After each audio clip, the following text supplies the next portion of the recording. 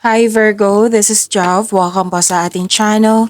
By the way, Virgo, this is your monthly Gabay Tarot reading ngayong December 2025. Gamitin ang reading na ito bilang gabay lamang. Kung naka-resonate kayo, comment down. Tandaan, Virgo, ito ay general reading. Kunin nyo lang po kung ano ang naka-resonate sa'yo. This is for you, Virgo.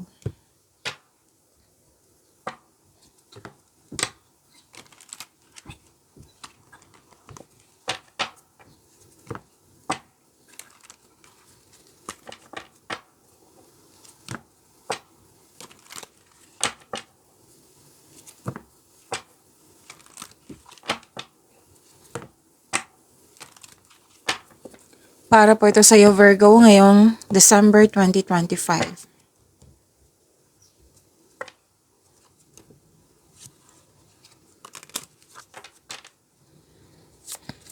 Angel number para kay Virgo ngayong December 2025. Angel number 911, courage. A doorway has opened for you, and while apprehension may be felt, allow courage to flow in as you put your best foot forward. You are being encouraged to let curiosity lead you and know that the divine has your back. To attract more blessings, let us say the power affirmation. Let us say, I allow courage to prevail as curiosity leads me through new doors. So sinabi dito na may mga new opportunities na kailangan mong magkaroon ng courage. So take an action with courage. Oo.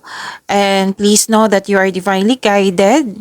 Itong new opportunities na binigay sa iyo ay pagkakataon para maabot yung goal mo. Okay? Para magkaroon ng kaunlaran. So, kailangan lang po ng action with courage. And syempre, with clear intention. Okay? So, that is angel number 911. Maraming salamat po sa inyong patuloy na suporta, sa mga nag-donate, sa mga hindi nag-skip ng ads, maraming salamat po. Sa mga hindi pa nag-subscribe, subscribe na po kayo at click bell notification para malaman nyo na may bago tayong video. Para sa mga gusto magpa-reading po, comment po kayo ng personal reading. Again, comment kayo ng personal reading and check my reply sa comment section. Oh, ang ganda. Dalawang card po nagsabi dito na may success, positive outcome, joy, and happiness. Claim niyo po. Tapos dalawang card din po nagsabi dito na may new beginning. Huwag kayong mag-alala sa new beginning na ito kasi this is change for the better. This is biglaang pagbabago. Oo. Pero sinabi dito na magkakasuporta to sa inyong growth and expansion. Okay? And may araw na gusto mong magpahinga, magbakasyon, me time, alone time. May paglilipat din ako nakikita dito sa malayong lugar or connection to sa malayong lugar. Pwede din na gusto mong, na what I meant is, bibigyan mo ng action yung matagal mo ng plano. Maaaring makatanggap ka ng mabuting balita. So may asikasuhin ka din sa malaking building.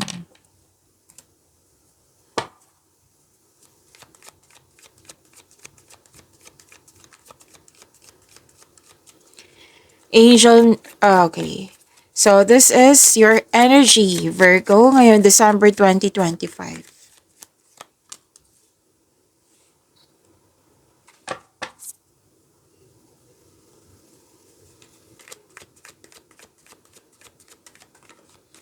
Para sa mga bago dito, kung may napansin ko yung repeating message, yan po yung pinupush ng card sa inyo. Like for example, nanood kayo sa inyong weekly, daily, at dito din sa inyong monthly, at may napansin kayo na repeating message.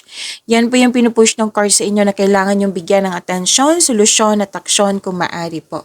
So na yung energy ni Virgo, ngayon December 2025. Pag-aaruga. Actually, may ano dito, feminine energy. Malaki ang kanyang influence o pwedeng ikaw to.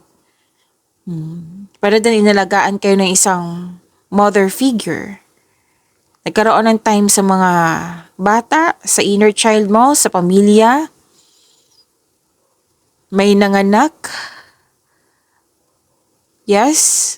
Marami kang naisip na bagong ideas para sa ikakabuti ng iyong love and romance, career and money, personal life.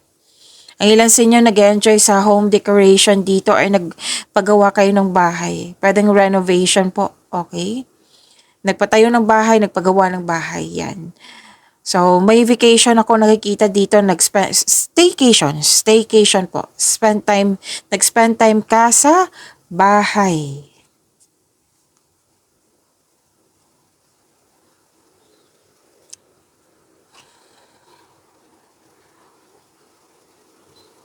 So, clarity and new ideas, dalawang card mismo nagsabi niyan. And sinabi din dito na may new beginning. So, tatlong card na nagsabi na may new beginning. Nagkaroon ng determination, meron kang new ideas na agad mong binigyan ng aksyon para magkaroon ng maagang resulta. Yan yung sinabi kanina dito. New beginning na may bibigyan ka ng aksyon. May magaganap na importanteng pag-uusap or confrontation sa isang tao. Okay, ginagamit mo dito yung intuition mo. Nakikinig ka sa iyong intuition. At napansin din ng ibang tao na may improvement sa iyong communication skills.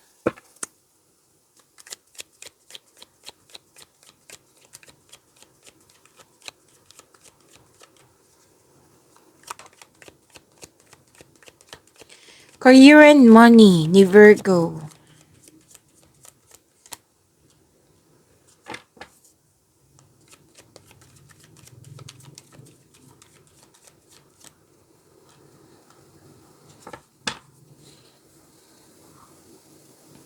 Okay, sa career and money niyo po, nakikita ko dito na awakening, acceptance, self-assessment, atonement.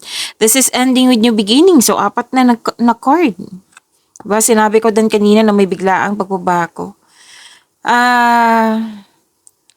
Mag-focus kayo sa pag-release sa nakaraan at mag-move forward kayo into a new and more successful period.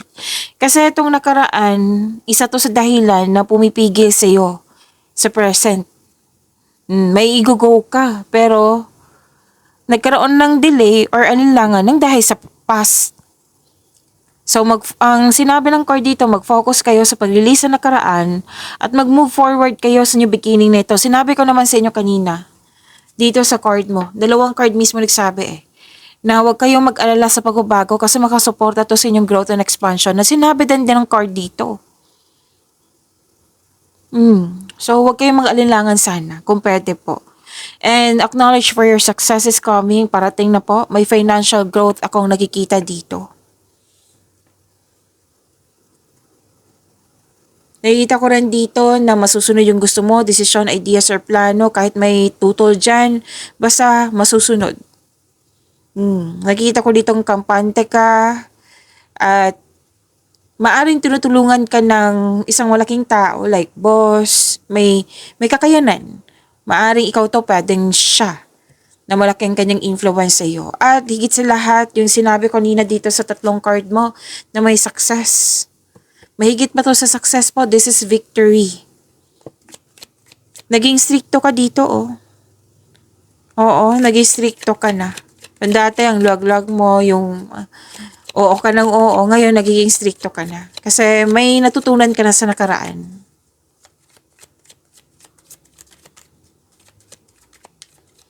Love life, self-love, partnership, and romance ni Virgo. Lahat kayo, single ka man, may relasyon sa buhay mag-asawa, nag-move forward kayo. Parang literal na umalis, tumiwalag, or di kaya'y andyan kayo, pero nag-move on kayo, pwedeng sa situation. Kasi may realization ako nakikita dito.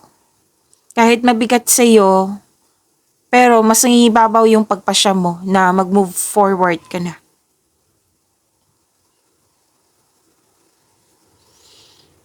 Okay? And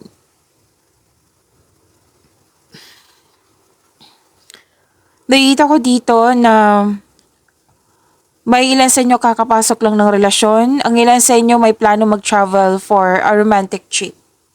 Yes. May ambisyon na ideyang gustong gawin. Mag-ingat lang po sa pagiging mainipin. Okay? At ipagpatuloy niyo makinig sa inyong intuition kasi it will guide you sa isang malaking desisyon. Tapos nakikita ko dito yung mayabong yung buhay mo.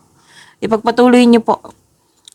Kasi marunong ka makinig sa inyong intuition and nag-explore ka ng new direction. Pag-imanin niyo po yung blessings sa binigay sa inyo. Virgo, see you tomorrow. Maraming salamat.